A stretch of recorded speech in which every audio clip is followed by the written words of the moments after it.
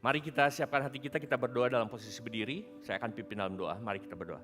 Bapa di surga, kami bersyukur karena keberadaan kami, kehadiran kami sesuai dengan rencana Tuhan.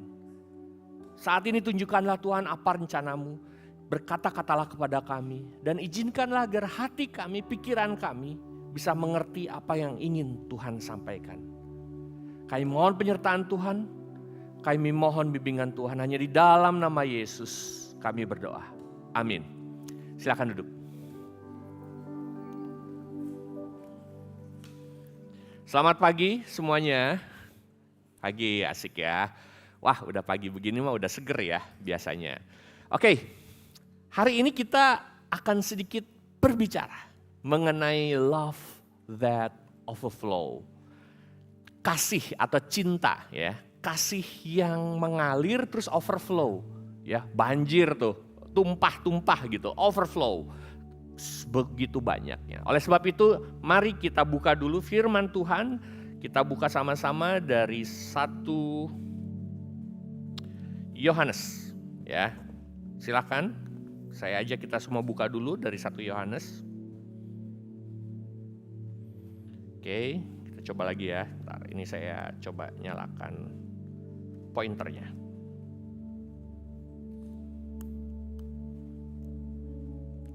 Ya. Oke. Dari 1 Yohanes 4 ayat 19. Udah dapat semuanya? Ya, udah dapat ya. Kita akan baca sama-sama, cukup pendek. 1 Yohanes 4 ayat 19. Kita baca bersama-sama mulai dari 1 Yohanes 4 ayat 19 gitu ya. 1, 2, 3. 1 Yohanes 4 ayat 19. Kita mengasihi karena Allah lebih dahulu mengasihi kita. Demikianlah firman Tuhan, berbahagialah kita semua yang mendengarkannya, menyimpan dalam hati dan melakukannya dalam kehidupan sehari-hari. Baik, teman-teman, ayat ini pendek banget. Sebegitu pendeknya, seringkali kita bisa salah mengartikannya.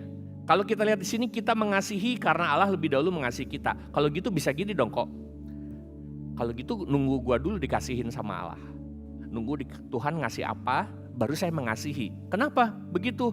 Kan ayatnya bilang kita mengasihi, karena Allah lebih dulu mengasihi kita. Berarti kalau Allah belum mengasihi kita ya udah jangan. Terus apa masalahnya dalam hidupmu? Kok tahu nggak? Saya tuh ya di keluarga selalu dianggap yang paling jelek. Saya tuh di keluarga selalu dibilang, kamu nggak kayak cici kamu tuh. Kamu nggak kayak ii kamu yang di sana udah ke Amerika, udah segala. Saya selalu di-compare kok. Dan nggak mungkin kasih Allah itu ada dalam diri saya. Makanya saya tidak perlu mengasihi orang lain. Oh begitu ya kesimpulannya. Kalau kita bacanya hanya di satu ayat itu saja. Saya punya pacar kok, atau saya suka sama seseorang, tapi dianya nggak suka balik sama saya. Berarti Tuhan nggak mengasihi saya kok. Saya pengen sesuatu, misalnya di sini ada yang suka Hot Wheels, Lego atau Gundam, whatever lah ya, seneng banget.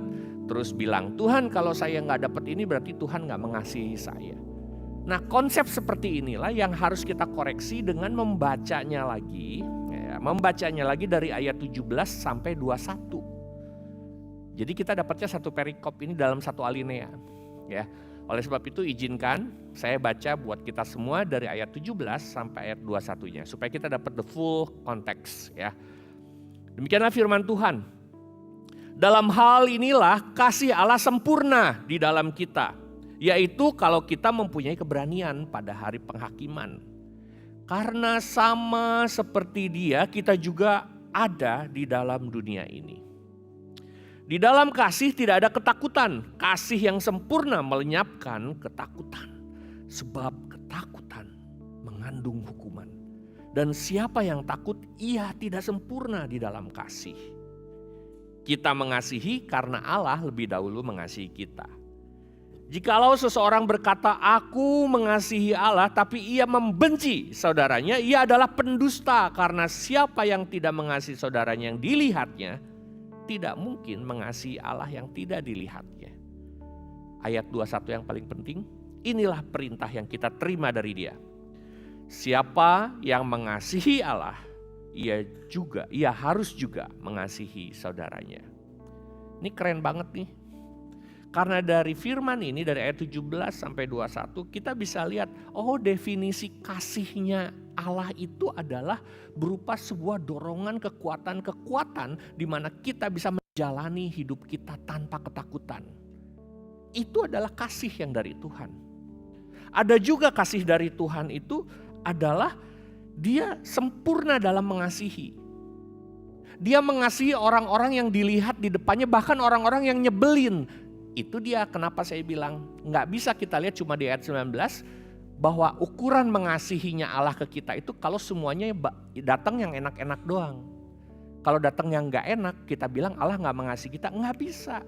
Karena di ayat yang ke-20 dibilang siapa yang tidak mengasihi saudara yang dilihatnya tidak mungkin mengasihi Allah yang tidak dilihatnya. Apapun kondisinya, orang yang membenci kita, orang yang memperlakukan kita tidak enak, dia adalah saudara kita. Dan kita harus mengasihinya. Sebagai bukti bahwa kita mengasihi Allah. Jadi kasih dari Allah sebenarnya adalah kekuatan untuk manusia mengalahkan ketakutannya. Itu poin pertamanya. Indah banget nih, keren banget. Dulu saya pikir kalau Allah mengasihi kita tuh dapat uang, ya. Angpaunya tahun ini mengalami peningkatan daripada tahun kemarin, itu mengasihi, ya. Terus kemudian kalau kita di sekolah dapat nilai ulangannya bagus, itu mengasihi. Terus kalau misalnya kita pas nggak bisa belajar, tiba-tiba ada teman ngasih contekan, itu mengasihi bukan? Ya itu definisi sendiri ya. Tidak, itu tidak. Itu mah mencobai namanya. Nah kita akan lihat yang berikutnya lagi. Kasih yang dari Allah menghilangkan ketakutan dan memicu yang namanya joy atau sukacita. Saya sudah dibantu disiapkan sama Vincent nih. Saya dikasih berapa peralatan ya. Jadi kita akan belajar sedikit mengenai konsep kasih yang dari Allah. So, love from God triggers joy, memicu, spark. Kalau istilahnya busi kendaraan, busi mobil gitu ya, di spark bensinnya meledak, triggers combustion atau pembakaran. Tapi kalau bicara love itu trigger joy.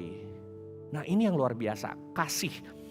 Saya bacakan lagi ayat 19, kita mengasihi karena Allah lebih dahulu mengasihi kita. Begitu Allah mengasihi kita, langsung triggers joy. Saya akan tunjukkan sesuatu di sini ya.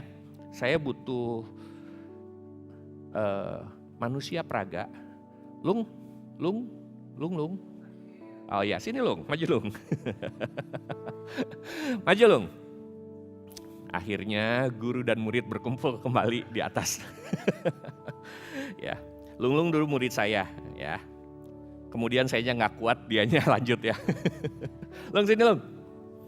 Saya punya dua hal yang rasanya manis. Yang satu teh manis. Kok nggak ada? Nanti saya jelasin. Yang satu teh manis, yang satu lagi pisang manis. Manis ya, kita fokus pada rasa manisnya. Pertanyaan saya, Lung, kalau saya pengen dapat teh manis, apa yang harus saya lakukan? Dikasih gula. Sebelum dikasih gula, boleh saya kasih gula, boleh Lung. Boleh. Kapan lagi kan kita coba lagi ya. Gula ya sama guru ya. Kapan lagi ya? Nih gula, dikasih gula ya. Iya. Ya silakan minum. Oh bentar. Syarat Pak. Jadi ada langkah yang kelewat, apa Lung? Air. Airnya, ya kan airnya ya. Betul. Karena kita butuhnya teh manis. Untuk bisa mendapatkan teh manis kita perlu gulanya dari luar, dikasih nih dari luar. Terus kita butuh airnya juga ya. Yep. Dari luar juga ya, dari eksternal nih. Nih, saya tambahin juga ya. Oke. Lung, ini ada gula, ada teh. Terus ini kita celup ya. Oke. Aman ya? Man. Baik, karena ini ada plastik BPA-nya kena temperatur panas lalu beracun, biar Lung aja yang minum ya. Biar dia menanggung untuk dosa kita semua. Lung, jangan langsung dihabisin ya, panas nih ya, baik, panas Pak. nih.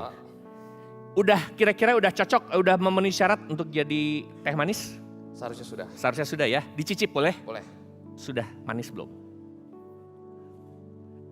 Yes. Baik. Oke. Udah. Udah manis? Udah manis. Baik. Akhirnya kita mendapat teh manis untuk Lulung. Tepuk tangan dulu dong. Keren ya. Oke, tahan dulu. Manisnya, tehnya saya harus tambahkan semuanya edit from the external. Harus ditambahkan dari luar. Satu lagi, Lung, saya pengen pisang. Saya pengen, boleh. Saya pengen pisang, pisangnya saya pengen manis. Pertanyaan saya yang tentunya nggak perlu dijawab. Kalau saya pengen ini manis, perlukah saya tambahkan gula? Tentu sudah tahu jawabannya. Nggak perlu kan? Nggak perlu, cukup Lung liatin muka saya. Wow. Iya. Muntah langsung ya. Lung, saya bukain ya. Yes. Tolong dicicip, manis atau enggak. Sebentar, ini harganya 13.500 ya. Vincent belinya ketahuan. Yuk, dicobain. Manis enggak? Sambil lihat Bapak. Sambil lihat saya. Ya. Manis? Aman? Aman. Ada rasanya juga ya? Ada. Kalau yang ini tadi sebelum ditambahin gula, sebelum dikasih teh celup, rasanya ya air putih tawar aja gitu ya. Nah, saya ingin menyampaikan sesuatu sebelum Lulung turun. Tolong perhatikan bahwa rasa manis yang di sini nggak perlu ditambah-tambahin dari luar. Dari dalamnya sudah memang manis. Ya, kamu mau gigit pisangnya di bagian atas, bagian tengah, bagian bawah, semuanya manisnya sama. Yang ini kalau gulanya ditambah cuma sedikit nggak terlalu manis. Kalau mau lebih manis harus tambahin lagi. So, yang ini benar-benar tergantung dari luar. Dan kita mau belajar satu. Terima kasih, tepuk tangan dulu buat Lung. Ini pisangnya kamu bawa ya. Tehnya juga boleh Pak. Tehnya nanti, saya masih perlu di sini. Ya masih Pak. Thank you ya. Nah, yang ingin saya sampaikan adalah itulah perbedaan antara kasih ya. Yang diciptakan itu kan menciptakan joy. Joy itu kesenangan. Maksudnya kesenangan itu sukacita. Tapi ada lagi istilah kesenangan itu diartikan sebagai pleasure. Joy adalah sukacita. Yang ingin saya tampilkan dari teh manis ini dengan pisang yang naturally manis adalah perbedaan antara pleasure dengan joy. Ketika kita bicara pleasure, rasa senang yang muncul dari pleasure itu selalu sifatnya sementara. Jadi kalau gulanya nggak dikasih ya udah, atau kalau airnya udah habis terus saya nyeduh teh lagi, saya mau minum lagi udah tawar lagi. Kenapa? Karena sementara, gulanya dari luar. Lalu kemudian yang terakhir adalah sifatnya lebih banyak eksternal ataupun materialistik. Jadi yang namanya kesenangan itu sifatnya tergantung dari kondisi luar. Contohnya, kamu seneng gak kalau dikasih angpau pas Imlek? Seneng dong. Tapi begitu angpaunya gak dikasih lagi perasaannya B aja, bener gak? Enggak menjadi senang seperti ketika dapat angpau. Artinya kesenangan kamu tergantung dari angpau yang dikasih. Kalau gak ada angpau selesai. Di sini ada yang seneng makan bakso depan nih. Ada, seneng ya? Kalau makan bakso kan seneng, bener gak? Pleasure. Karena begitu selesai makan bakso, B aja, pulang ke rumah biasa aja. Nanti kalau mau seneng lagi gimana? Cari lagi makanan comfort food saya.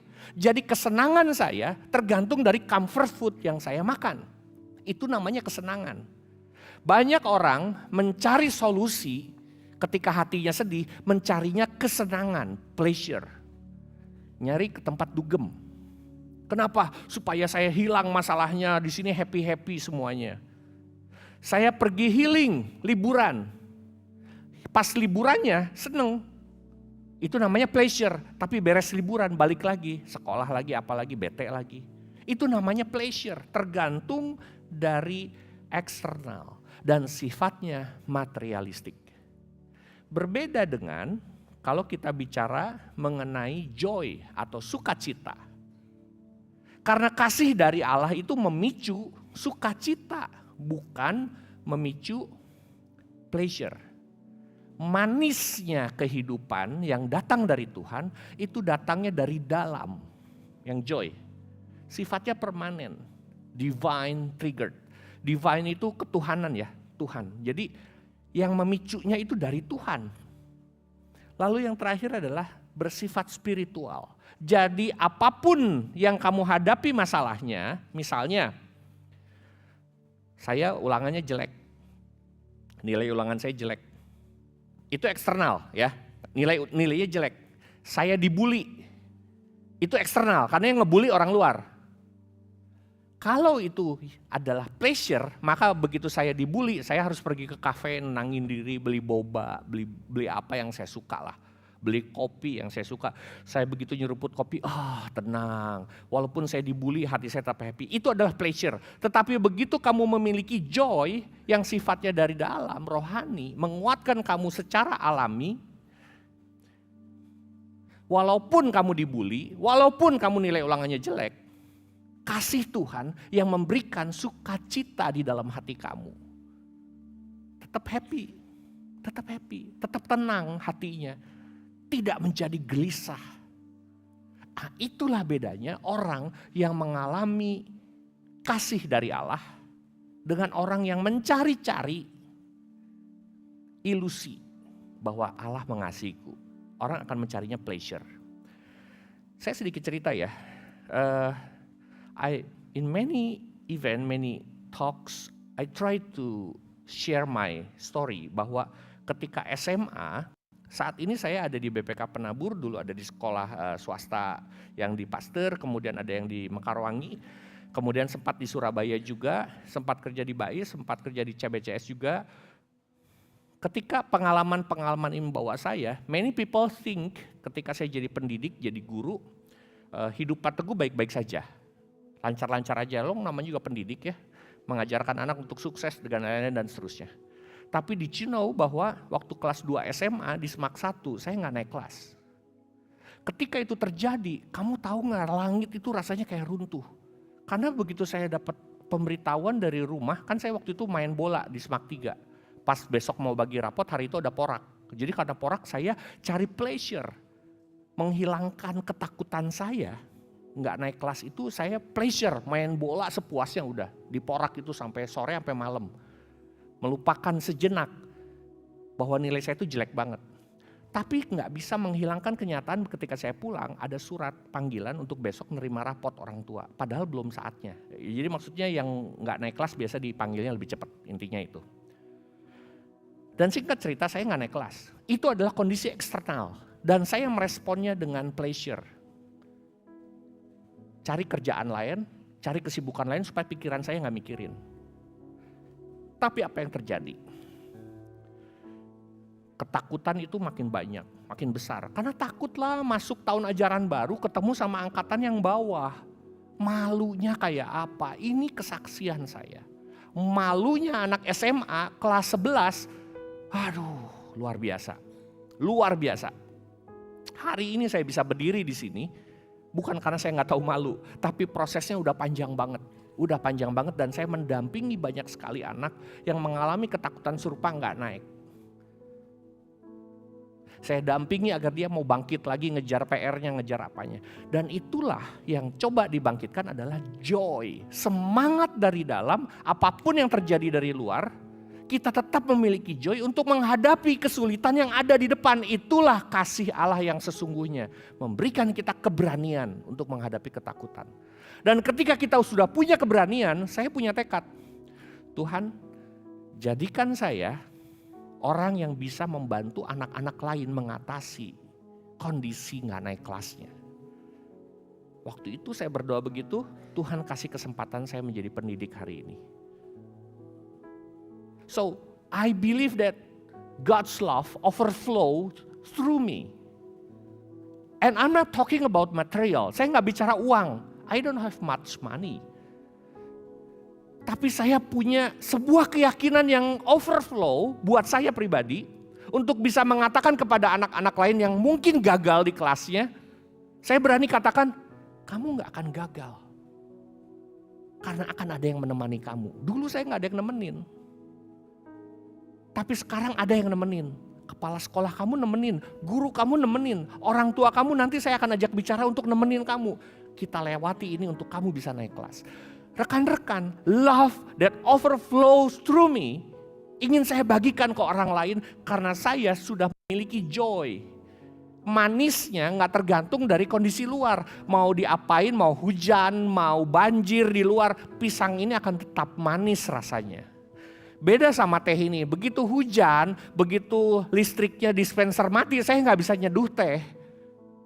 Begitu gulanya habis di dapur, saya nggak bisa bikin teh manis, cuma jadi teh tawar doang.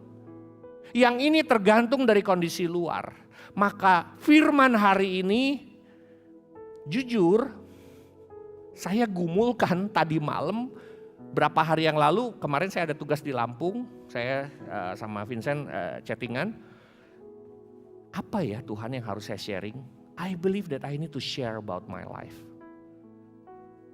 Suatu hari di antara teman-teman semua akan ada gilirannya kamu yang dipanggil Tuhan untuk bisa bersaksi di depan. Kalau hari ini kamu merasa Tuhan kayaknya saya pengen melayani, jalani panggilan itu. The love that overflow you, that's a joy. Tuhan saya mau melayani di sini, itu joy-nya. Itu joy yang tidak tergantung kondisi luar.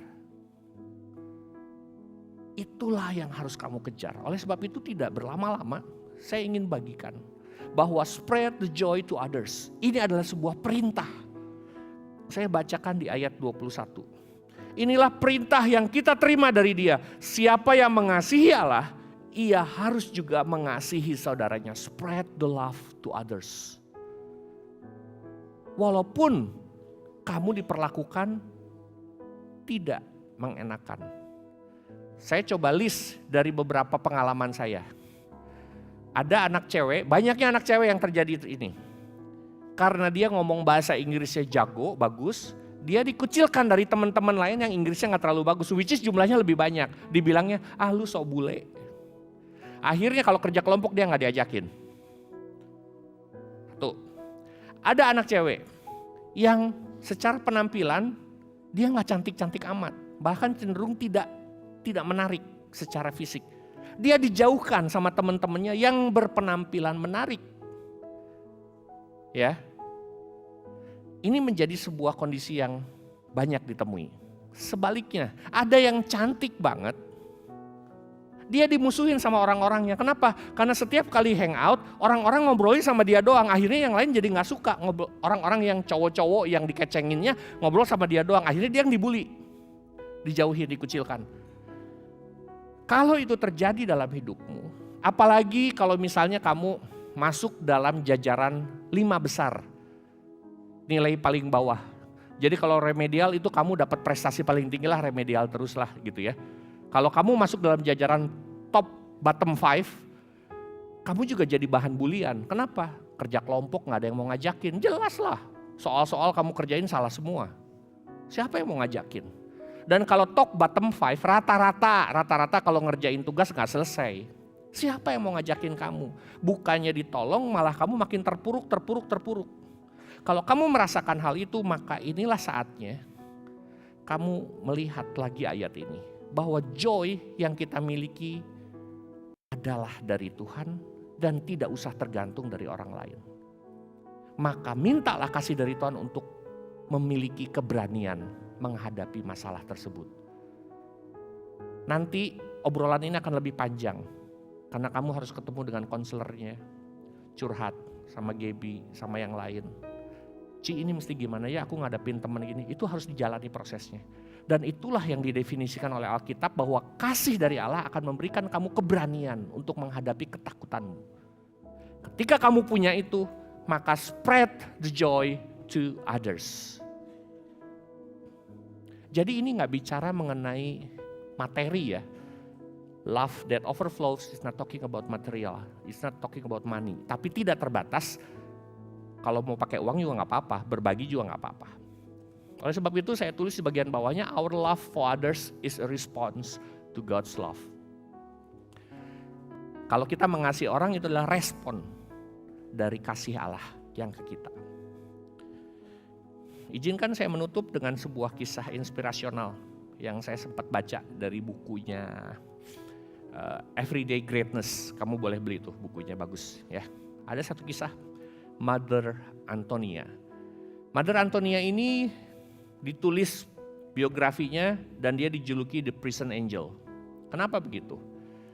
Mother Antonia adalah seorang wanita yang tinggal di Beverly Hills, punya usaha mapan, punya keluarga, punya anak 7, dan dia banyak melakukan usaha dan hidupnya sangat mapan. Apa yang terjadi? Ketika dia masuk usia sekitar 50-an, ya usianya ketika umur 50-an baru dia aktif dalam pelayanan-pelayanan, charity dan lain-lain.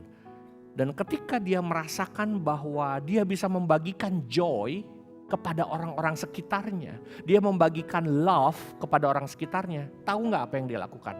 Dia jual semua asetnya, anak-anaknya udah mandiri semuanya, jadi tinggal dia sendiri gitu ya. Dia jual asetnya, uang yang dia punya, dia belikan bantuan untuk orang-orang yang membutuhkan dan dia sendiri mengambil posisi menjadi seorang suster.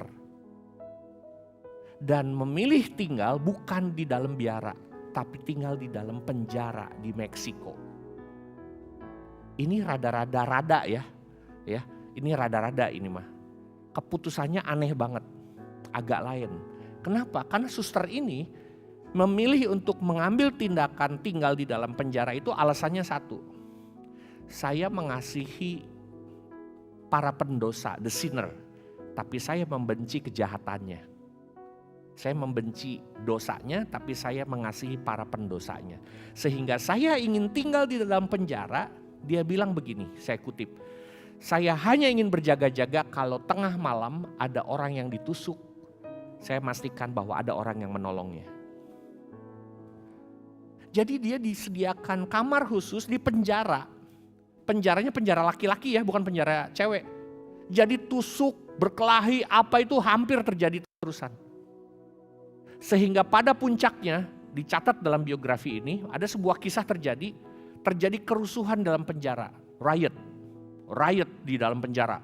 Wah semuanya perang, geng sana lawan geng sini, lawan geng sana.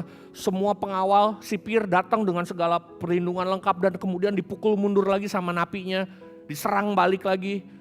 Mereka mau masuk lagi sipir mau ngamanin gak bisa, riot dibakar, spray dibakar, apa dibakar. Seperti itu kondisinya, gak ada yang bisa nyetop. Akhirnya para sipir hanya jaga di depan gerbangnya, teralisnya aja. Kamu tahu apa yang terjadi? Gimana caranya supaya si riot itu berhenti? Suster Antonia minta izin ke kepala sipir, izinkan saya masuk ke tengah-tengah. Gak boleh suster, Mother Antonia kamu gak boleh masuk dan lain-lain. Dan setelah nego alot, semuanya penjaga sipir ke pinggir membuka jalan Mother Antonia. Badannya kecil ini, jangan sangat tinggi ya, kecil dia badannya tuh, kelihatan kok di sana. Ke tengah-tengah penjara dan dia minta berteriak supaya semuanya tenang, diam. Langsung cep semuanya diam. Karena Mother Antonia yang minta. Seorang ibu yang memastikan napi manapun yang tertusuk dirawat malam itu juga. Seorang ibu yang selalu mengunjungi napi-napi yang paling jahat sekalipun untuk mendoakannya. Berdiri di tengah-tengah penjara dan dia katakan berhenti. Semuanya berhenti. Masuk ke dalam selnya masing-masing. Hanya joy dan love yang bisa melakukan itu. Bukan pleasure. Bukan pleasure. Dan dari usia 50, Tuhan izinkan dia sampai akhir hayatnya melayani hingga usia 86 tahun. Dan dia meninggal tahun 2013 yang lalu. Oleh sebab itu, kita mau belajar dari Mother Antonia, the prison angel. Love that overflows harus dibagikan. Saya bacakan untuk kita semua. I live what most people call the good life. Karena dia sudah punya segalanya teman-teman. Hidup di Beverly Hills, usaha jalan, semuanya dia punya. I was happy, but deep inside I always felt that with the short amount of time you are given to live and love in this world, we spend too much time loving things instead of people. Dengan waktu yang kita miliki di dunia, cenderung kita mencintai barang-barang, bukannya mengasihi orang-orang sekitar kita. Maka dari itu, izinkanlah 1 Yohanes 4 ayat 19 terus hidup di dalam hati kita. Kasihilah orang tuamu kalau dia ada salah-salah kata. They are your parents. Mintalah kekuatan untuk mengalahkan ketakutan kamu, untuk mengalahkan kemarahan kamu pada orang-orang yang berbuat buruk terhadap kamu.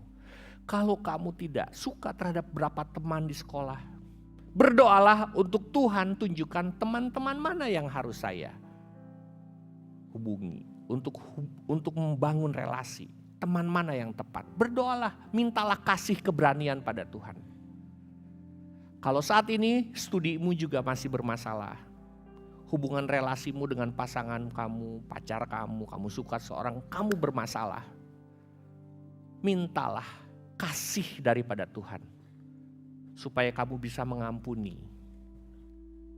Dan supaya kamu bisa melayani orang-orang di sekitar kamu lebih hebat lagi. Izinkan saya menutup dengan sebuah ajakan. Kalau Tuhan sudah memanggilmu untuk pelayanan di tempat ini, jangan seperti Yunus. Jawab panggilan Tuhan karena itu adalah kesempatan kamu to share the love that overflows through your life. Amin. Kita berdoa. Bapa di surga, kami bersyukur karena Tuhan yang berikan kami kehidupan. Tapi seringkali kehidupan kami fokuskan pada barang-barang yang ada di sekitar kami. Seringkali kehidupan kami fokuskan pada internet kami. Game online kami. Bukan pada orang-orang sekitar kami yang Tuhan inginkan agar kami kasihi. Bukan kepada keluarga yang selama ini kami tidak syukuri kehadirannya. Maka dari itu Bapak izinkan kami berdoa untuk setiap kami di sini. Kami mau berdoa buat orang tua kami. Terima kasih buat kasih Tuhan yang Tuhan sudah berikan lewat orang tua kami. Terima kasih untuk kasih Tuhan yang Tuhan kasih lewat sibling kami, kakak kami, adik kami. Walaupun mereka sekali-kali menyebalkan, tapi mereka adalah keluarga kami. Dan terima kasih buat kasih yang Tuhan berikan melalui teman-teman yang mungkin hubungannya tidak baik dengan kami. Karena itulah kesempatan kami mengasihi mereka. Agar kasih Tuhan nyata di tengah dunia. Bapa di surga, berikan kami keberanian untuk menjalani kehidupan ini dengan luar biasa bersama Tuhan. Dan berikan kami sukacita yang daripada Tuhan, yang tinggal di dalam hati kami, apapun yang terjadi di sekitar kami. Terima kasih buat firman hari ini. Biarlah 1 Yohanes 4 ayat 19 menjadi kekuatan bagi kami untuk mengasihi orang lain. Karena Tuhan sudah lebih dahulu mengasihi kita. Terima kasih Bapa, hanya di dalam nama Yesus kami berdoa dan mengucap syukur. Amin.